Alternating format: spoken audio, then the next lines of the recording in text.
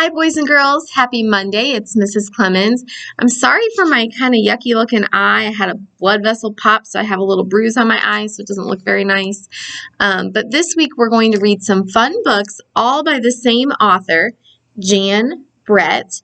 And so to start with, I'm going to read this one called Cozy, and he's a muskox, which is an animal you might not be super familiar with, but we're going to study more about this week. So all the books this week will be by Jan Brett, and you'll notice some similarities in the illustrations. You'll notice that a lot of her books have to do with animals. So I hope you like this one. This is one of her newer books, and the title is Cozy.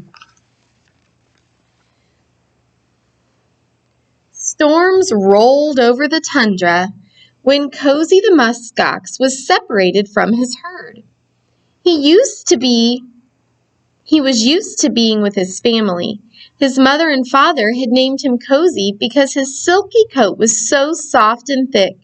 Cozy braced himself against the wind, and his thick coat warmed him like a blanket.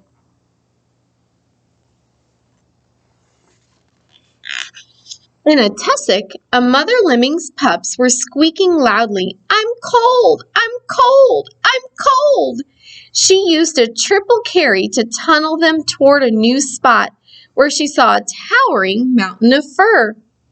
In no time, the lemming family settled in next to Cozy's left hoof. "Shh," she whispered, "quiet voices, and that musk ox will never notice us." So the lemming family joined the musk ox, Cozy, and you'll notice that Jan leaves you some clues here in the illustration. So let's see if the rabbit or hare happens to be the next animal. If you look back there, you can see in these little windows, she leaves some clues about what's going to happen next. I was right. So see if you can use the clues to help you from now on. Snowshoe Hare, feeling chilly, had the same idea. "Master Muskox," he asked politely, "may I wait out the storm under the protection of your very thick coat?" Cozy was happy for the company and well aware that a lemming family had snuck in. He said, "Welcome, Snowshoe Hare, but mind those lemmings, quiet voices and gentle thumping only." Any ideas what might be next? That's kind of fun how she uses the illustrations to tell you what's going to happen next. Snow swirled and flump. Suddenly all grew white. Was it a clump of snow that had hit Cozy on the forehead? No, it was feathers. When Cozy opened his eyes, he was looking into big yellow ones.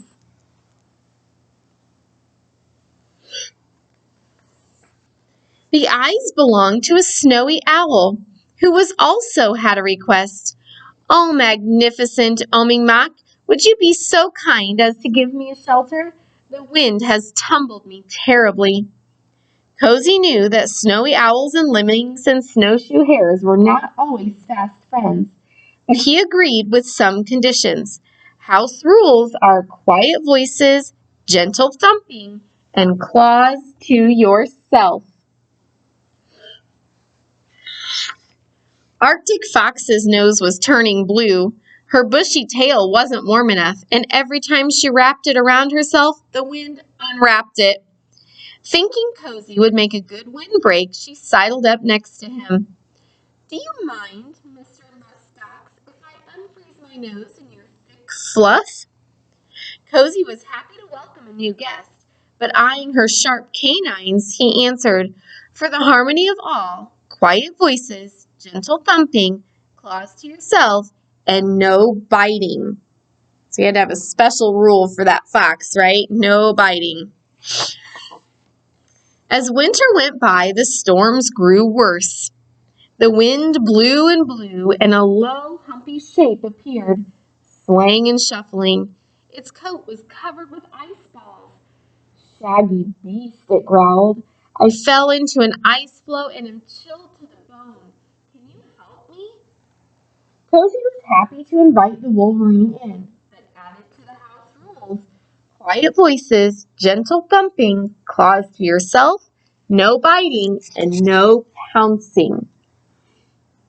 See the pictures? Check out and see who you think is coming next.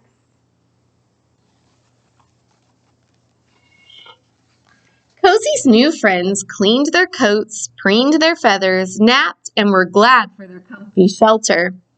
But then, above the wind, the animals heard yip, yip, yip.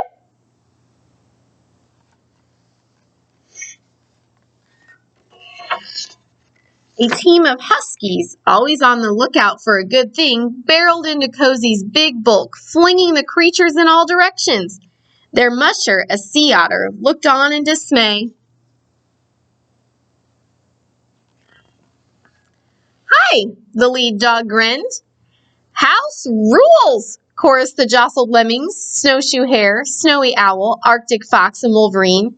Quiet voices, gentle thumping, claws to yourself, no biting, no pouncing, and be mindful of others. Cozy, wary of the lead dog, who looked a lot like a wolf, shook his horns to make sure the huskies understood.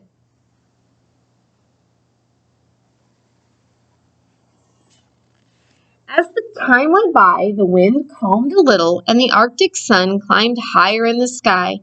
The animals felt more at home every day. But Cozy had spring fever. "I want to find my family. How can I move about with all these visitors underfoot?" So what do you think he's going to do? Is he going to make everyone move? Let's find out. The house rules were stretched every day. When was a nibble a bite? When was a hoot quiet or loud? There was bumping, making faces, and nobody was saying "I'm sorry."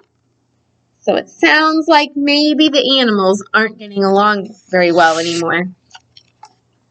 One sunny day, the lemmings were playing climb the ladder. A great chunk of Cozy's coat came off.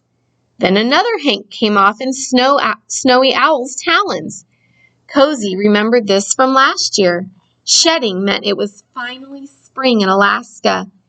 Hank by hank, all of Cozy's warm, silky winter coat drifted down the slope.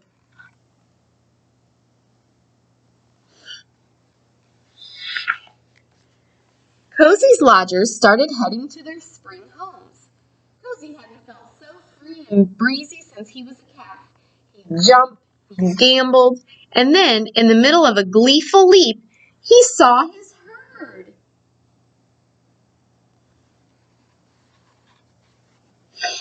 He ran to join his mother, his father, his sister, and his brother. "Where were you? We were worried," said his sister Fluffy. "We missed you," said his brother Snuggly.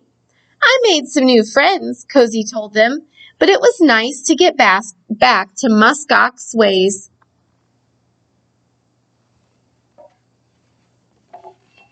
They all formed a circle, babies in the middle, but Cozy felt curiously alone. Then the breeze carried squeaky and growly and whistling voices. "See you next year, Cozy. Meet you when the snow flies, Cozy." The Snowshoe Hare thumped, thumped, thumped as they all called, We can't wait to get cozy with Cozy." So next winter they plan to join him again. He was a good winter home for them. When we read fiction stories, we like to think about the characters, the setting, and then what happened at the beginning, the middle, and the end. So obviously Cozy was the main character in that book, and then the other animals that joined him were also characters. And when we talk about the setting, we think about where the story took place. So where are they?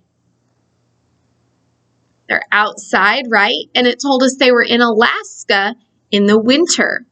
Okay? And then we talk about the beginning, the middle, and the end.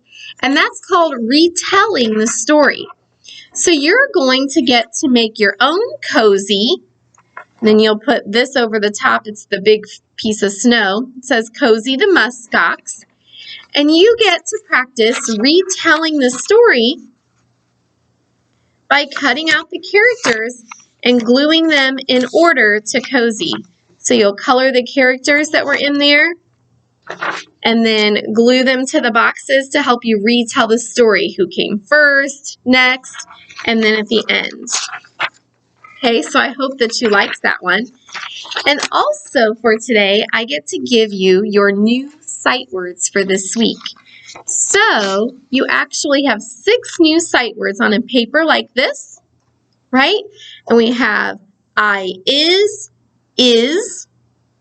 of, many, many,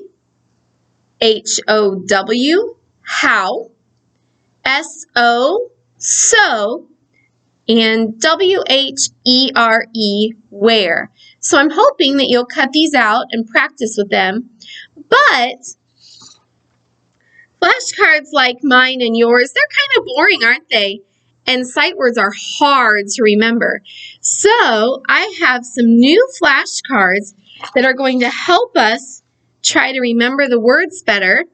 And then what you could do is take your little flashcard and add some pictures to it to help you remember the word. So here's my word, M-A-N-Y, many.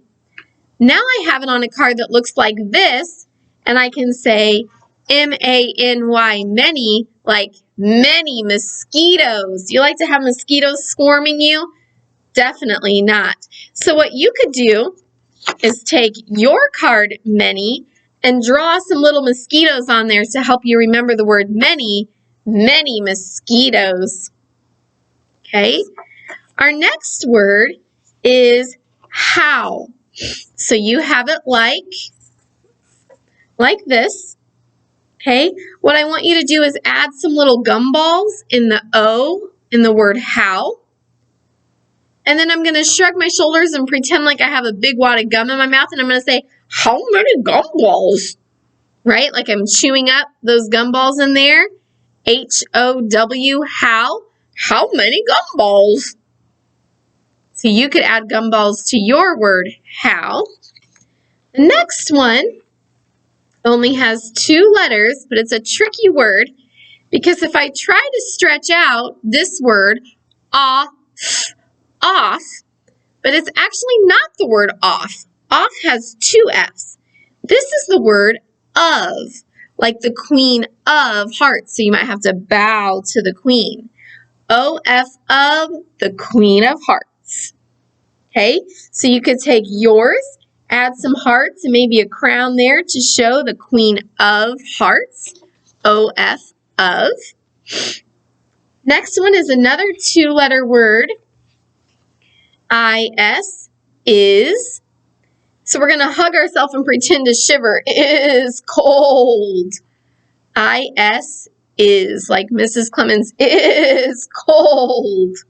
Okay, and again, you could draw some icicles or earmuffs and gloves to help you remember the word I-S, is, like is cold. We have 2 more words. I have this one, S-O, so. Okay, so we can go so. All right? And our last one, W-H-E-R-E, where. So I might want to kind of shrug my shoulders and pretend like I'm looking and say, where are you? Where? Where are you? W-H-E-R-E, where. And again, you can add some little pictures to your cards to help you remember them. Okay? I'll see you back here tomorrow. Bye.